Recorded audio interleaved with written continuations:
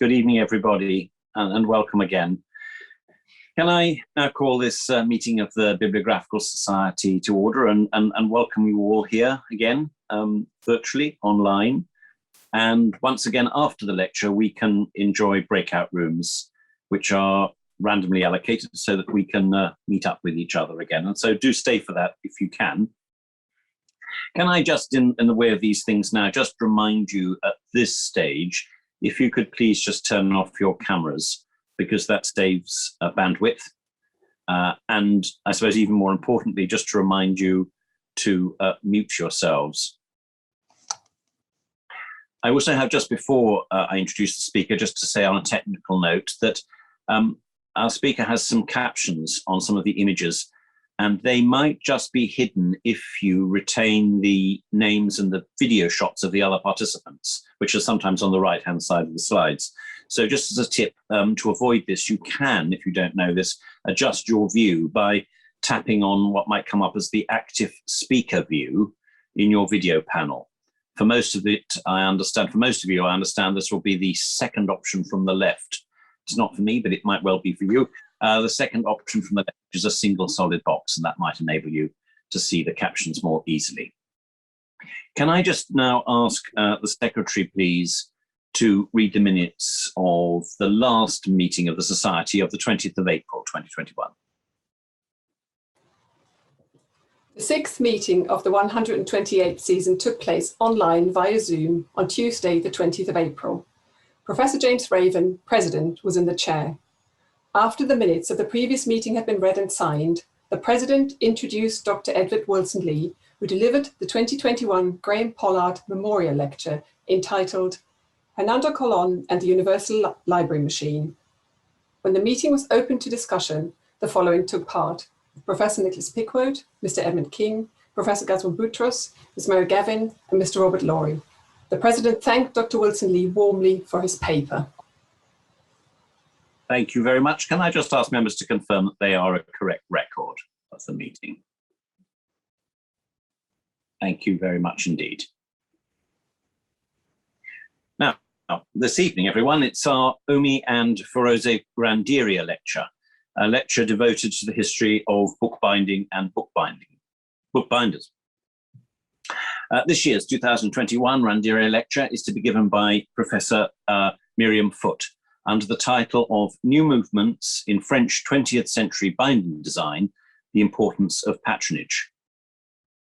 Now, I think an introduction to our lecturer is hardly necessary, but I suppose for any member or guest who's been on Mars recently, we are trying to extend our outreach. Let me say that Mirjam worked from 1966 until 1999 in the British Museum, the British Library, latterly as the Director of Preservation and Collection Management, during which time she was responsible for the book moves to St. Pancras.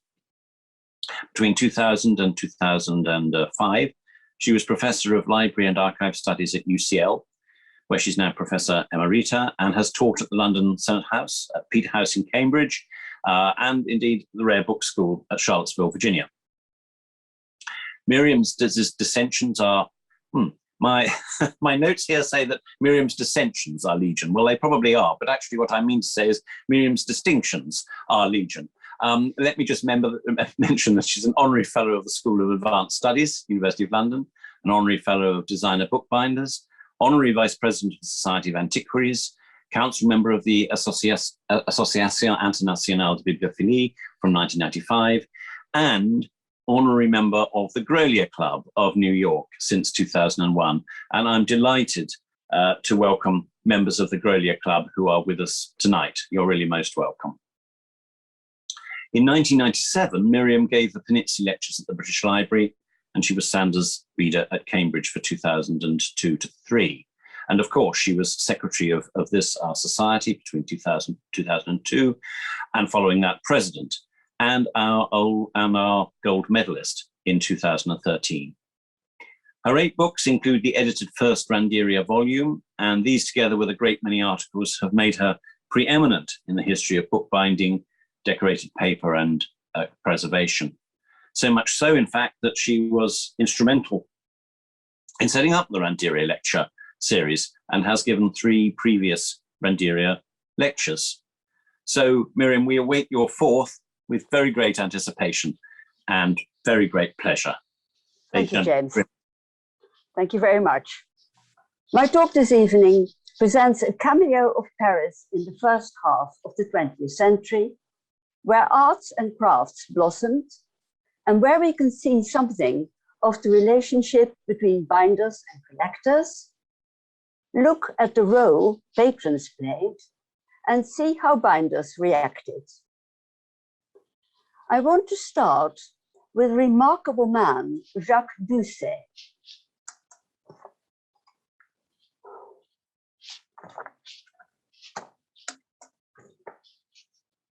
Sorry. This band needs to be moved, because otherwise I can't do it. Fine.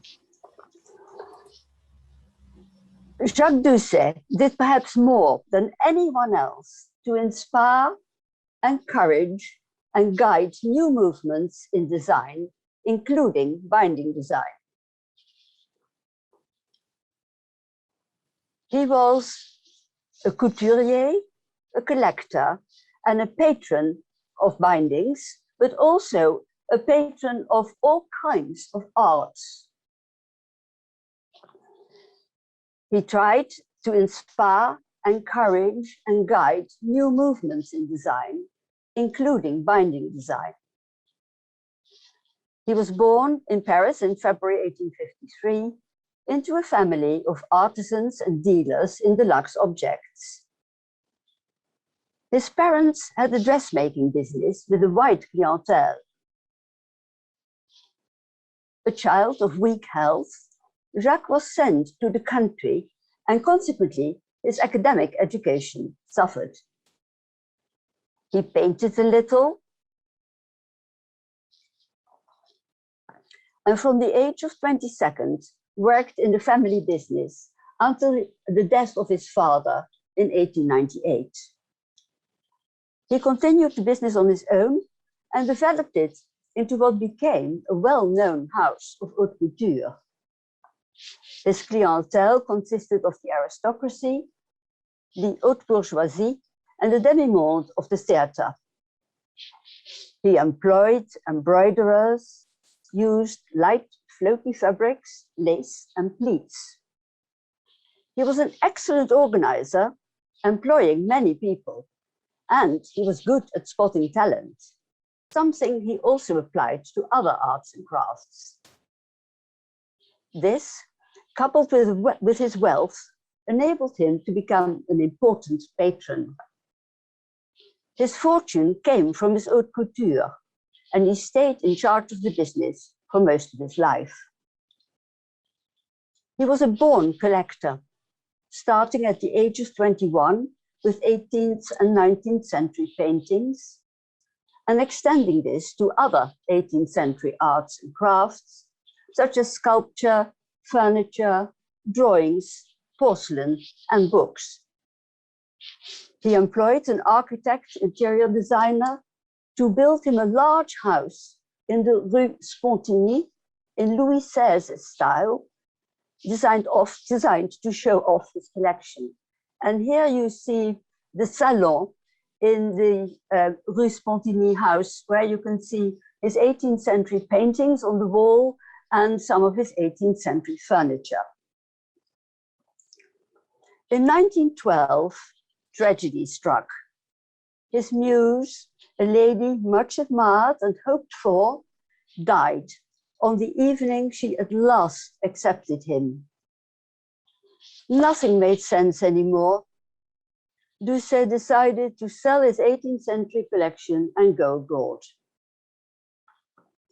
The sale attracted a great deal of attention and fetched more than 13 million francs. The house in the Rue Spontigny became a library, at first with beautiful books in ancient bindings, but then with art books and reference works about art.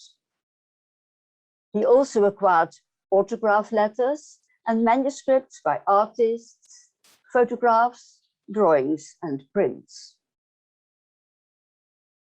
He opened his collection for research and in 1917-18, he gave his library of art and archaeology to the University of Paris. After the sale of his 18th century art collection, Doucet moved to the Avenue du Bois and completely changed tracks. And in the Avenue du Bois, he devoted most of the last 16 years of his life to contemporary decorative art and literature. And here you can see one of the rooms there with Art Deco furniture, a painting by Leroux and Douanier Rousseau, a painting by Matisse, a painting by Picasso, and modern design furniture specifically designed and made for him. The aftermath of the 1914-18 war had spawned interesting movements both in art, design, and literature. Symbolism, Cubism, Dadaism, and Surrealism all flourished. Doucet was one of the initiators of the style Art Deco, of which he possessed the most representative elements. And we see in this house a mixture of furniture and objects made for him by a number of contemporary artists and designers. The writer André Suarez, who was a close friend, helped him with collecting modern French literature. Their correspondence bears witness of their shared interest not only in the contents, but also in the appearance of books.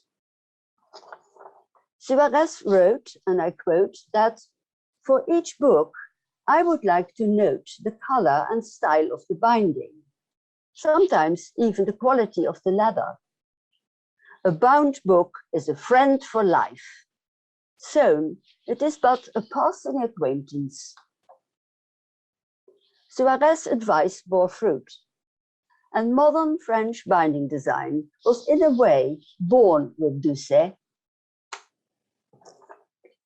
Doucet complained that if he gave his modern books to the bookbinders in Paris, I quote, they produce complicated, terrible bindings, copies or pastiches of old bindings. This would change when he encountered the interior decorator and designer Pierre Legra. Legra was born in 1889 on the outskirts of Paris. He was apparently an obstinate child, finding his school studies too slow and wanting to devote himself to design. He studied art and design at the École Germain-Pilon.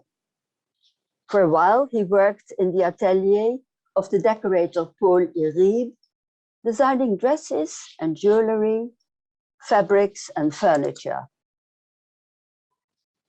He was mobilized in 1914, but was invalided out of the army only 2 years later. He then had no work, but he went to see Jacques Doucet, whom he had previously met when working with Iribe.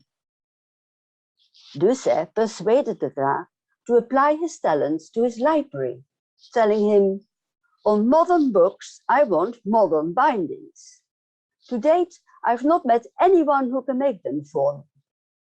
You should apply yourself to this, and that will be very good. Now that's easier said than done, and it is not all that simple to turn one's hands to being a binder. But penury, lack of finding work in his own field, scarcity of suitable materials, lack of clients, and now the promise of a monthly payment of 300 francs made Legra accept Doucet's offer. It was agreed that Legra would produce the design models and would then find technicians to execute them. Many bindings designed by Legra were carried out by the binder René Kieffer. Doucet encouraged Legra to be more audacious, telling him, I quote, seek, work, create. You have my confidence. I believe in your star. Here are new books. Clothe them in modern garments, no pastiches of past time. Don't give the same jacket to Proust as a coat you make for Rimbaud. Borrow from contemporary painters their mosaics in vivid colors, their shapes, lines, ribbons. Do you like gold? Use it. For the next 2 years, Legra designed decorated bindings for Doucet and discovered his own love of books. Between 1917 and 1919, he produced about 370 designs.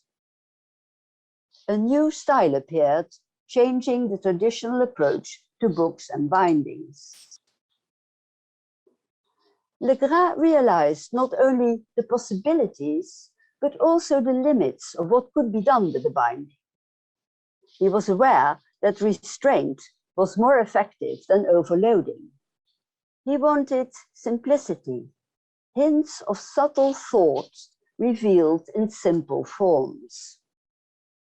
He fulminated against the traditional dentelles, flowers, and complex mosaics, preferring contemporary aesthetics. His early bindings show designs achieved with a ruler, a square, and dividers, and have an architectural quality. They were not universally admired. Marius Michel, who himself had broken away from tradition about 1900, rejecting pastiche for floral mosaics, revolted. I quote, "Where are we going? Now, if a rule and a pair of dividers are enough to make a decoration, yes, where are we going?" Indeed, Legra's binding designs caused a radical reformation. He incorporated the spine to create a unity of decoration together with both covers. He used inlays and onlays to create depth. As well as goatskin, for which he had a preference, he said goatskin is king. He also used other leathers, such as fish skin and snake skin, and had these tooled in gold, palladium, or blind. He also used sheet metal, wood, ivory, lacquer, and mother of pearl, as you see inlaid in this binding. His designs were frequently not centered, and he often put elements of the design at the outer edges of the covers. He also often put the author's name and/or the title on the upper cover, and he used letters as decoration inspired by typography. He wanted to link the text or the illustration to the designs for the bindings. Legra felt that the binding needed to prepare the reader for the contents of the book. I quote, "In my view, a binding is in itself not significant. The cover of a book is but the frontispiece that takes on the spirit of and prepares us for the text by its choice of nuance and style." However, his designs also made a different approach necessary for the finishers who carried them out. They felt compelled to make plaques of a quarter or half of Legra's design and then use the blocking press. Legra did not like the result and turned to different workmen, such as André Jeanne, who could tool his designs by hand with remarkable results. Legra moved his atelier several times, settling in 1926 in the Place de Val-de-Grâce, where, having come to grips with the necessary knowledge of forwarding and finishing, all processes or still carried out by others were then under his own control and made according to his very high standards. It was here that he produced his most famous bindings. As well as making bindings, furniture, and objects of art for Doucet, Legra also made several frames for Doucet's collection of modern paintings. And he designed the emblem of a cat for Doucet, referring to La Fontaine's fable of Le Cochet, le chat et le souriceau. And I got to quote this in French. Mon fils, dit la souris, ce Doucet est un chat. My son, said the mouse, that soft creature is a cat. Whether this apt comparison referred to Doucet's critical faculties hidden behind his self-effacing and liberal attitude, or whether it referred to his love of the aesthetic and beautiful, I leave it to you to judge. On the 27th of July, 1929, Legra died of a heart attack. He had created a new style, and his work is characterized by taste, audacity, intelligence, and a sense of perfection. Traditional decoration had been turned upside down thanks to these first experiments inspired by Doucet. Later, his predilection for a young binder, Rose Adler, whom he had discovered at an exhibition in 1923, showed again his flair in spotting talent. Doucet liked her work and ordered 3 bindings from her. He also invited her to his library. She became a close friend and worked for him until his death. Rose Adler was born in Paris in 1890. From 1917 till 1925, she attended the École de l'Union Centrale des Arts Décoratifs and took private lessons in finishing from Henri Nouillac. Rose lived in the Rue Cardinet in Paris and stayed there until June 1940. And here you see a photograph of her apartment taken in 1935.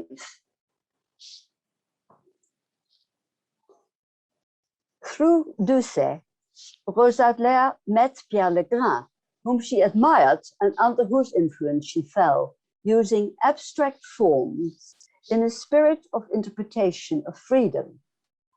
But her work was less cubist, more natural, and she used a great variety of colors and materials. Doucet encouraged her to be audacious, and under his influence, her bindings changed in style. He gave her several of his most splendid and most loved books to bind, texts that inspired her to do her best work.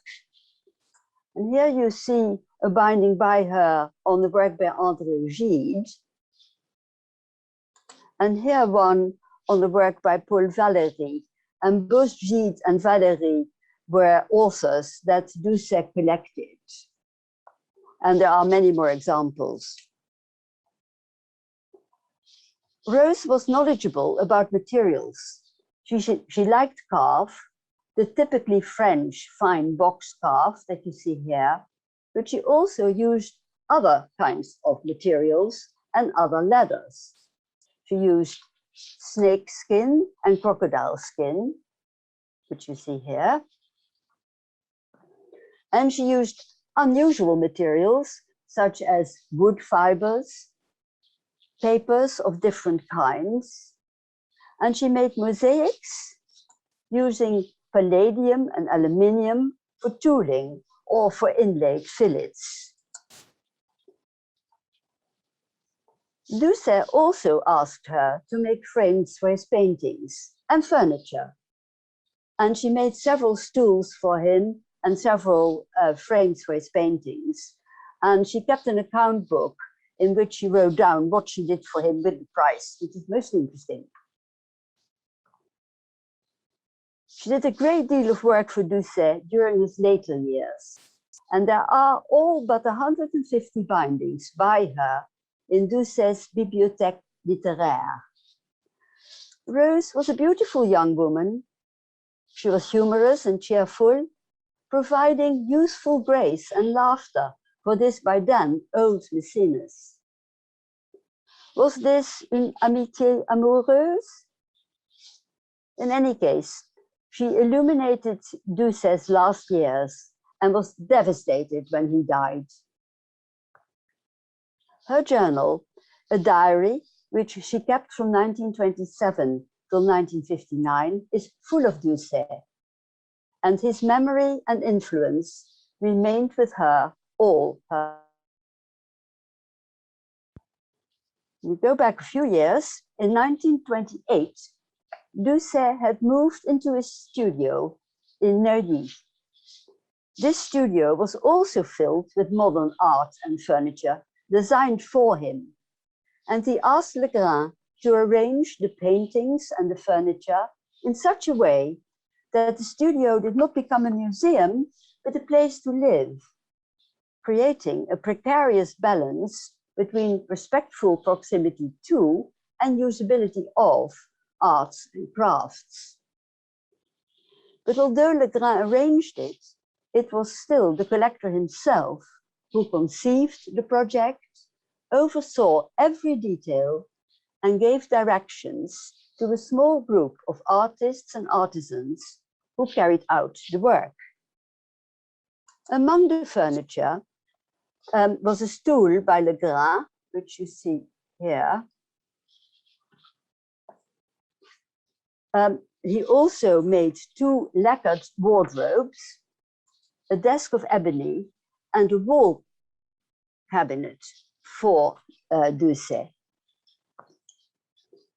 In his furniture and his furniture designs, Legra was quite clearly influenced both by Cubist art, but also by African art, in the materials he used as well as in the shapes.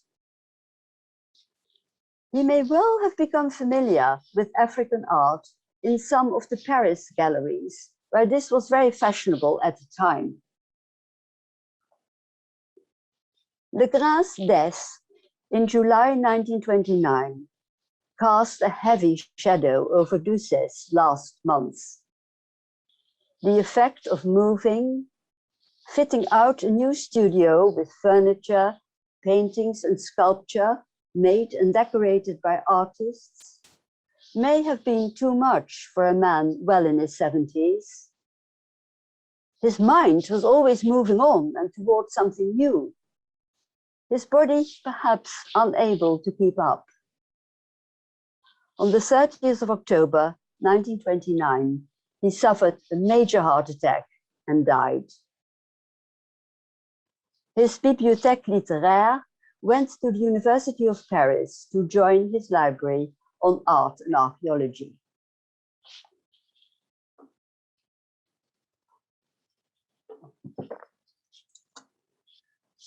Rose Adler's journal, starting with 2 short entries in 1927 and 1928, took off after Doucet's death with long entries dating from November 1929 and continuing until February 1959, shortly before her own death.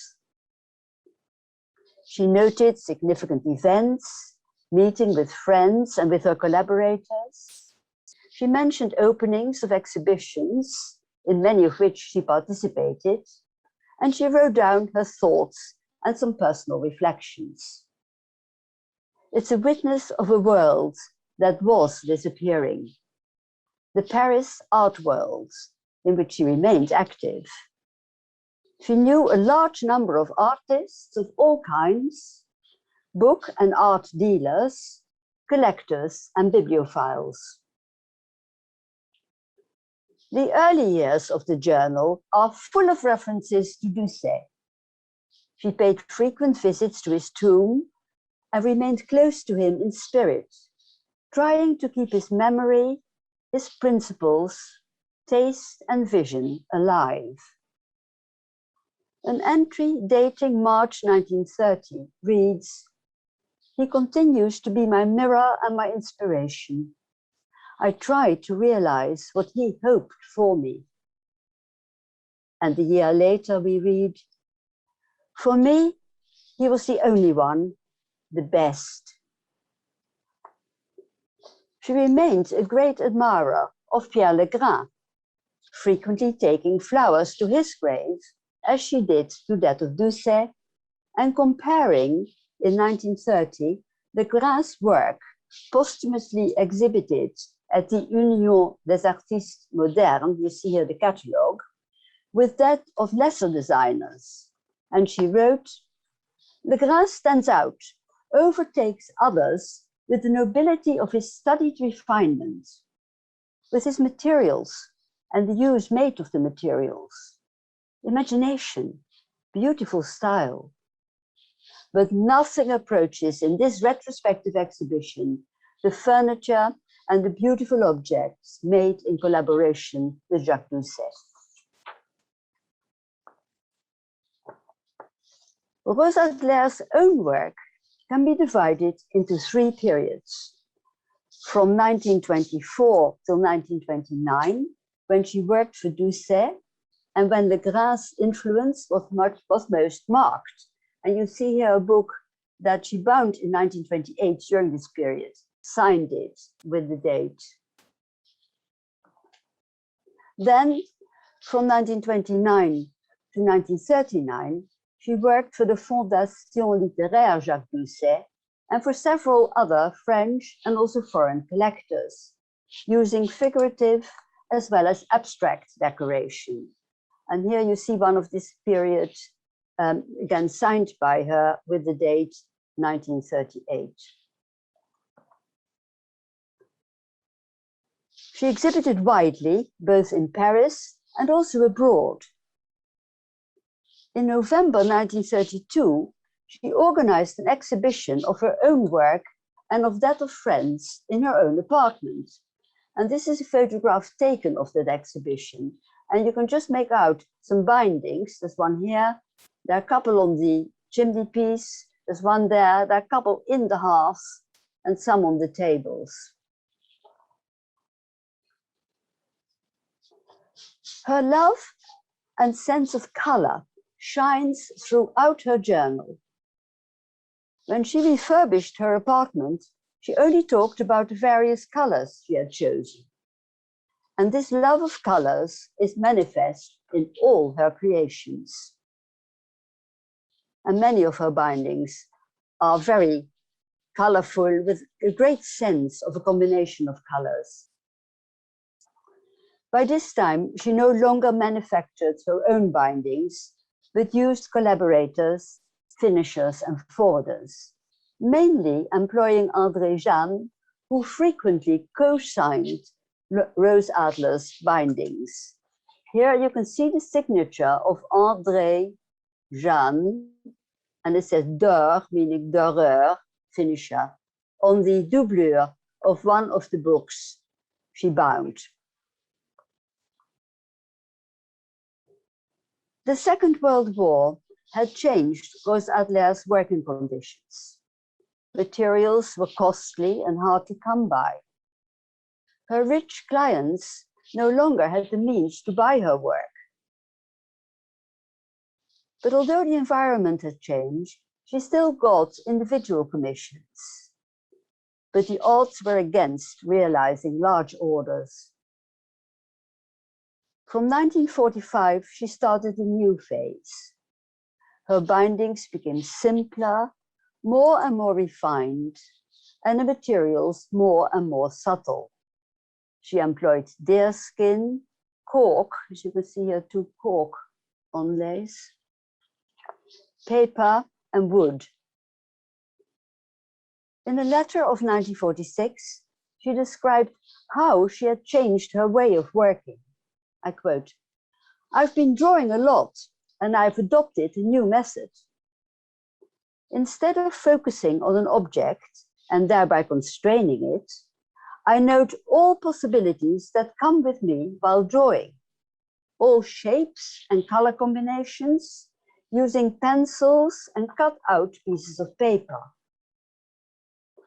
At the end of an afternoon, I have so much to choose from, so much to draw on for other orders beyond what I'm looking for. And it's less depressing, causes less anxiety than telling myself that I will never find the right solution. Orders were now again coming in, and we read, "My order book is impressive," and I feel that these new clients come to me with sympathy. I wish the days were longer, but where can I find the leather? I would like several sheets of Japon paper and sheets of pink vellum. I have found a few leaves of Japon nacre, which is a pearly translucent Japanese vellum. Oh, she says, how beautiful.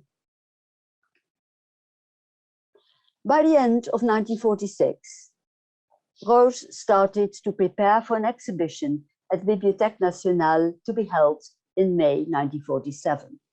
I quote, "I've made great efforts searching for designs and have managed to get leather, parchment, etc.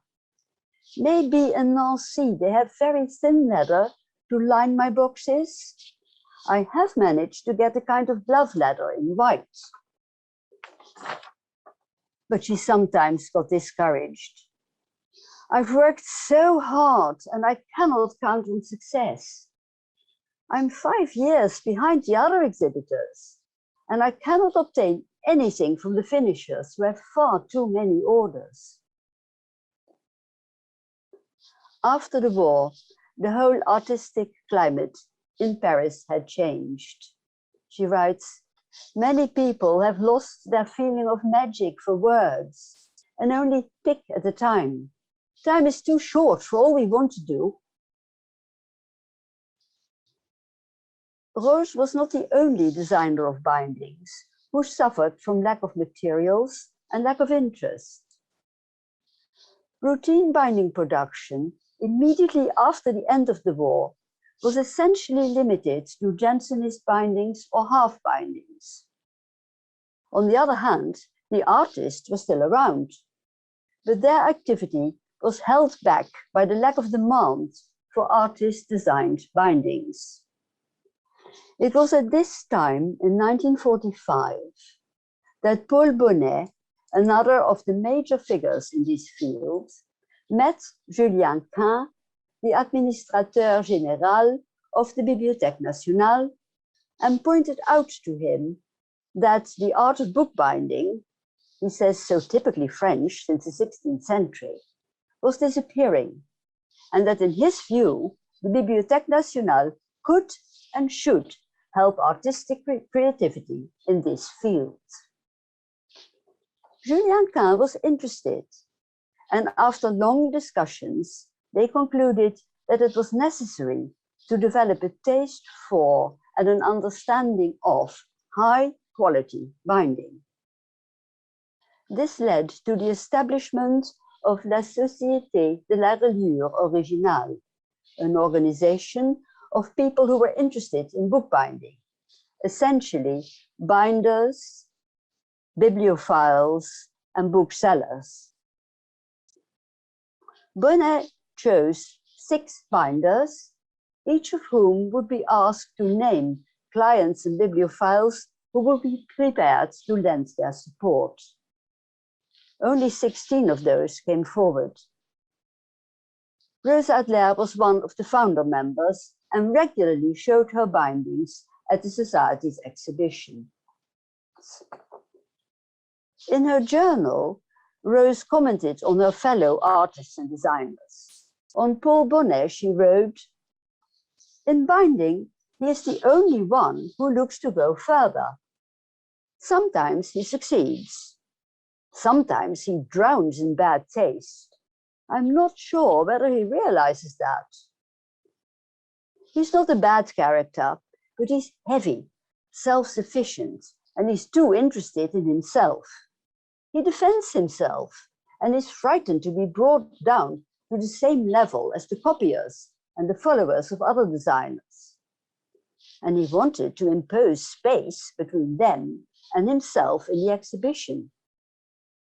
I think that it is the work itself that should radiate with such superiority that it leaves the others in the shade. Paul Bonet was born in Paris on the 15th of February, 1889, to Belgian parents. From 1904 to 1906, he was apprenticed to an electrician. He worked as an assistant in his mother's hat shop, but being more interested in art and design and wanting to become a painter, he first started to make hats himself and then became a dress designer. He joined the army in 1914, but was wounded and demobilized. In 1920, he entrusted some of his own books for binding to two ladies who kept a paper shop and also did some binding. But not liking their banal decoration, he decided to design his own, making models and having them executed by trained craftsmen. He met several teachers at the École Estienne and went to classes on finishing. He took part in exhibitions where his bindings were unnoticed or met with general indifference. About to give up, luck struck in a meeting with his first client, Monsieur Marty, for whom he worked for 2 years, from 1927 to 1929. During this period, he designed this binding for the Houville La Diadème de Fleurs. 3 copies of this book, bound by Bonet, are mentioned in his carnet. His carnet is essentially an account book, but with many comments, not only telling him for whom the binding is made, but what he used, what he thinks himself about the designs, and of course what he charges for it.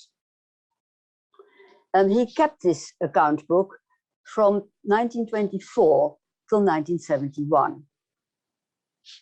He also designed the binding for Proust à la recherche du temps perdu in 13 volumes, a work that he bound at least 5 times between 1928 and 1951.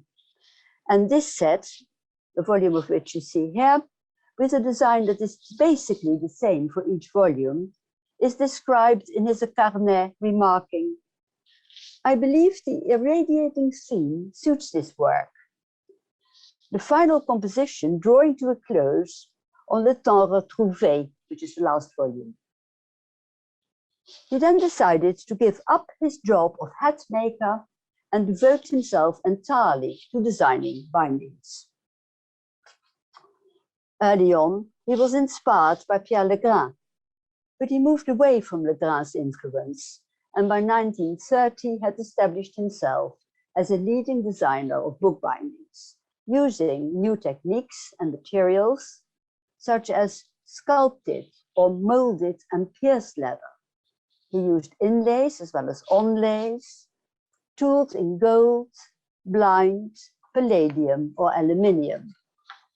This is a book that he bound for his first patron, and all the silvery bits you see here are, in fact, aluminium.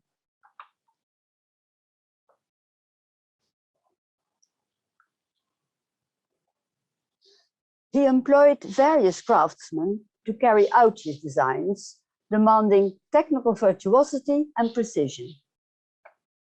He had the ability to interpret the same book in different ways, but he also used the same design a number of times, both for the same book but also for different books, claiming that his designs were not so much connected to the text, and believing that variations on the same theme therefore did not make the results dull, a view that was clearly not shared either by Pierre Legra or by Rose Adler. He now got more commissions and took part in a number of exhibitions in Paris, as well as in Brussels, in Copenhagen, and elsewhere. When the war broke out, commissions became scarce. He turned his hand to cartonnage d'éditeurs, publishers' bindings for Gallimard, one of which you see here. but then quite soon again returns to making series of designs for the same book. His first binding for Deux des Tartarins de Tarascon was made in 1941. But once the war was over, his commissions restarted. And between 1945 and 1969, he designed the bindings for 28 copies of this book, many with a lion's mask, as you see here, carried out in slight variations with or without stars, with more or fewer gold lines, and with the onlays in differently deployed colors. This particular example belongs to the Wormsley Library. An early copy is at Trinity College, Cambridge. And I'm very grateful to Nicholas for providing me with this splendid photograph, which is much better than the one I took myself. And you see here, it's still an early one where only the eyes of the lion have been onlaid and the rest is all in gold tooling. But the copy you see here was number 21, and he commented on this particular binding in his carnet. As I've already stated, certain of my themes are now linked to the books, but I believe that the variations do not make my products heavy. This copy, by the by, belonged to the Henry Davis gift and is now in the British Library. Bonet was a remarkably versatile designer, experimenting with every artistic style of the 20th century. Perhaps his best known design is the sunburst, with gold tooled crossing and intersecting lines radiating from a set of prominent onlays. The first one was made in 1942, but he produced several variants over at least 20 years, and certainly not all on the same book. This splendid example on André Suarez Cirque is in the Wormsley Library. And this example on Paul Valéry is, again, part of the Henry Davis gift to the British Library. Bonet frequently used onlays to different effects. Here in a harmony of grey and white with small touches of color on the Montalin's Mors et Vita. His bindings were in demand and his fame spread. In 1951, he became a Chevalier of the Légion d'honneur, and in the same year, he was awarded the first prize in an international bookbinding competition organized by Hatchard. He died on the 3rd of March, 1971. In his eulogy at Bonnet's funeral, Jacques Millot placed some of Bonnet's most masterly pieces on the same niveau as the most prized contemporary paintings. If one considers that Picasso was one of them, this is praise indeed. Millot called Bonet as a person, I quote, not inferior to his role as an artist. Not everyone would have agreed with that. Rose Adler's journal tells a different story. In 1958, she wrote, Paul Bonet is a lone knight in his self-sufficiency. He has put himself on a level with Picasso and Matisse. He's a brave character. He makes mistakes without suffering from them. He is so sure that he's right. There is not a shadow of self-doubt. He beats a large drum and stifles the sound of a flute that one may want to hear.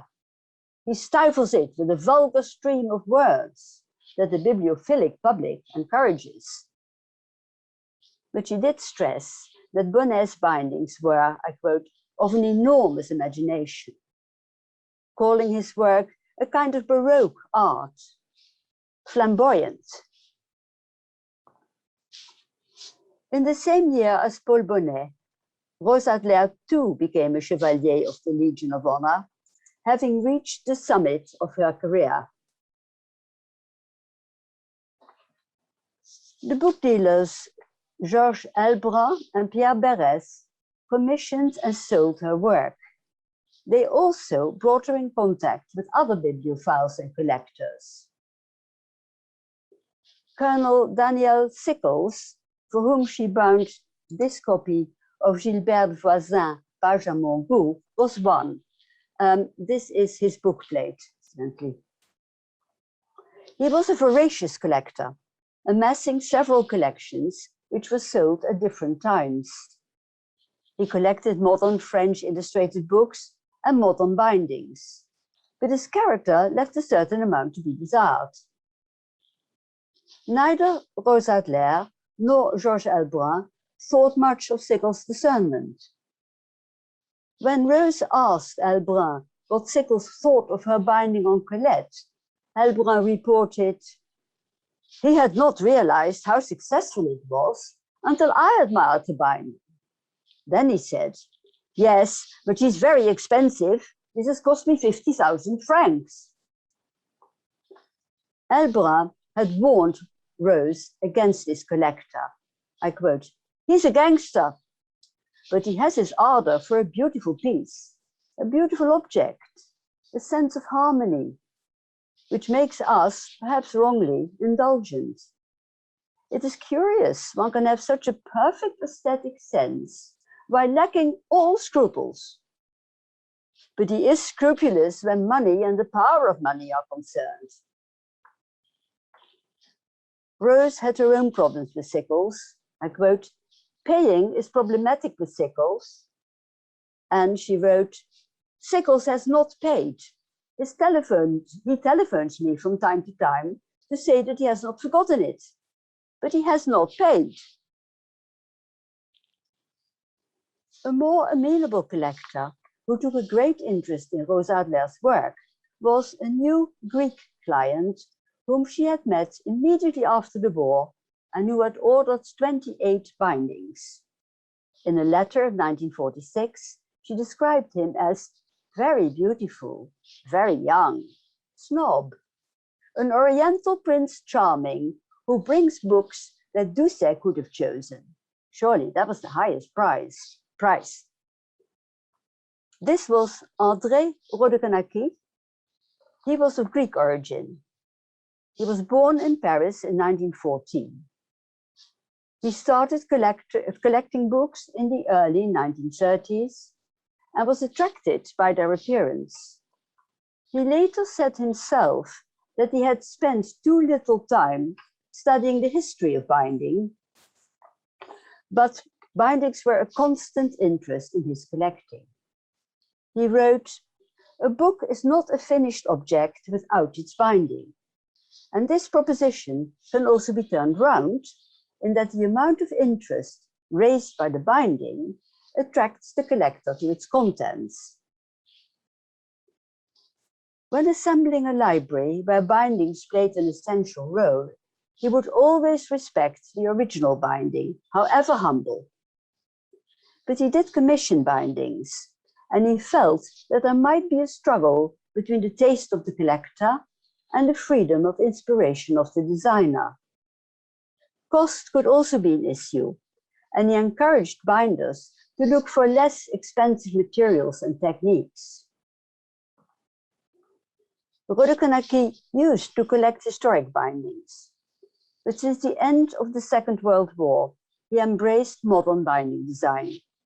His first commission in 1944 was to Paul Bonet, and a little later, when he met Rose Adler, her delicate and generous personality seduced him. He called her the spiritual daughter of Pierre Legra. These are 4 simple bindings she made for him. Rodekenacki played an important part in La Revue Originale, being one of the 16 bibliophiles invited to support that organization at its foundation and becoming its first president. He tried to forge a close collaboration between binders, curators, booksellers, and collectors, and encouraged younger binders to flourish. The first exhibition of La Reliure Originale was held in 1947 in the Bibliothèque Nationale, and copy number 1 of the catalogue was printed for André Rodekanaki and bound cooperatively by 5 foundation members for their president. It's in black goatskin, lined with red calf, onlaid and tooled. The upper cover was designed by Rosa Adler, the lower cover by Henri Creusevaux. The doublure was designed by Georges Crotet, and the end leaves respectively by Paul Bonet and Robert Bonfils.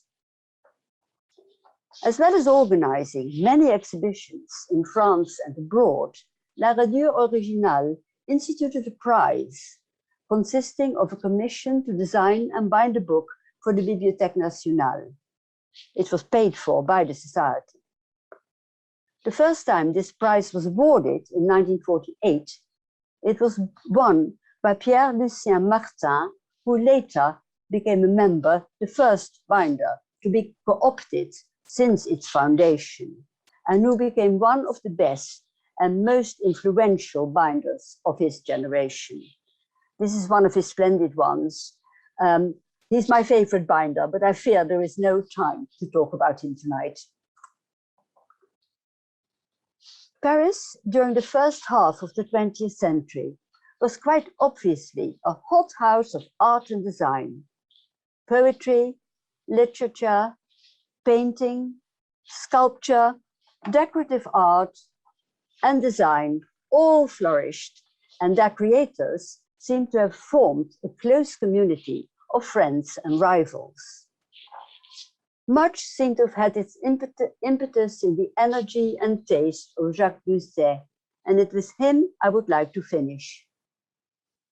He surrounded himself with young artists of every kind, enabling them to develop and freely exercise their talents.